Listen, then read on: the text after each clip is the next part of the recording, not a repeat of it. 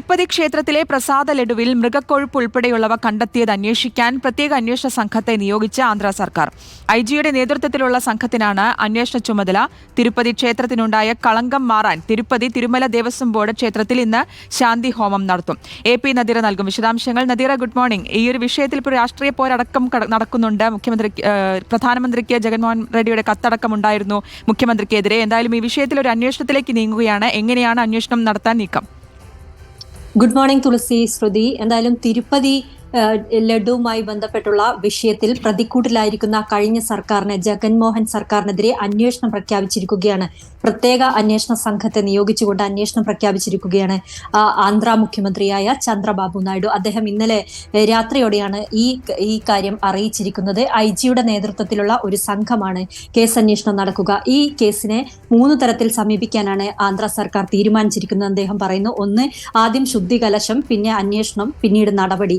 ഇങ്ങനെ 3 കാര്യങ്ങളിലായി ഇത് നീങ്ങും. അതിനുവേണ്ടി ഇന്ന് തിരുപ്പതി ദേവസ്വം ബോർഡിന് കീഴിൽ ഉള്ള ഈ തിരുപ്പതി ക്ഷേത്രത്തിൽ ശാന്തി ഹോമം നടത്താൻ തീരുമാനിച്ചിരിക്കുകയാണ്. സർക്കാർ തന്നെയാണ് ഇതിന് നിർദ്ദേശം നൽകിയിരിക്കുന്നത്.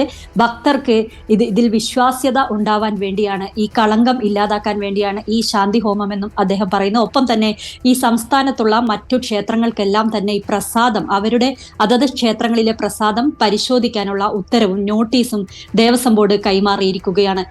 ഉപമുഖ്യമന്ത്രി പവൻ കല്യാൺ ആകട്ടെ 11 ദിവസത്തെ ശാന്തി ഉപവാസത്തിൽ, അതായത് പ്രായശ്ചിത്ത ദീക്ഷ എന്ന് പറയുന്ന ഒരു ഉപവാസ സമരത്തിൽ പങ്കെടുക്കുകയാണ്. അദ്ദേഹം 11 ദിവസത്തിന് ശേഷം ഒക്ടോബർ 1, 2 തീയതികളിൽ അദ്ദേഹം തിരുപ്പതി ക്ഷേത്രത്തിൽ സന്ദർശനം നടത്തുകയും അവിടെ വ്യക്തിപരമായി, അതായത് ദൈവത്തോട് മാപ്പ് അപേക്ഷിക്കുകയും ചെയ്യുമെന്ന് അദ്ദേഹം അറിയിച്ചിട്ടുണ്ട്. ഇത് രാഷ്ട്രീയമായും മതപരമായും ഒക്കെ വലിയ പ്രശ്നമാക്കി തന്നെ ആന്ധ്ര സർക്കാർ ഉയർത്തിക്കൊണ്ടുവരികയാണ്. എന്തായാലും ആന്ധ്രയിലെ മുൻ സർക്കാരിനെ, YSRCP കോൺഗ്രസിന്റെ സർക്കാരിനെ പ്രതിക്കൂട്ടിലാക്കുന്ന രീതിയിലാണ് അന്വേഷണവും കാര്യങ്ങളും നീങ്ങുക. ഏകപക്ഷീയമായി തന്നെ ഈ ലഡു, നേരത്തെ കാലത്തുണ്ടായിരുന്ന ലഡു പരിശോധനയ്ക്ക് വിധേയമാക്കിയാണ് ഇതിൽ മൃഗക്കൊഴുപ്പ് ഉണ്ടെന്ന കണ്ടെത്തൽ നടത്തിയിരിക്കുന്നത്. എന്തായാലും SIT അന്വേഷണത്തിലൂടെ സത്യം പുറത്തുവിടും. ഇതിനിടയിലായിരുന്നു പ്രധാനമന്ത്രിക്ക് മുൻ മുഖ്യമന്ത്രി ജഗൻമോഹൻ റെഡ്ഡി കത്തെഴുതുന്ന സാഹചര്യം ഉണ്ടായത്.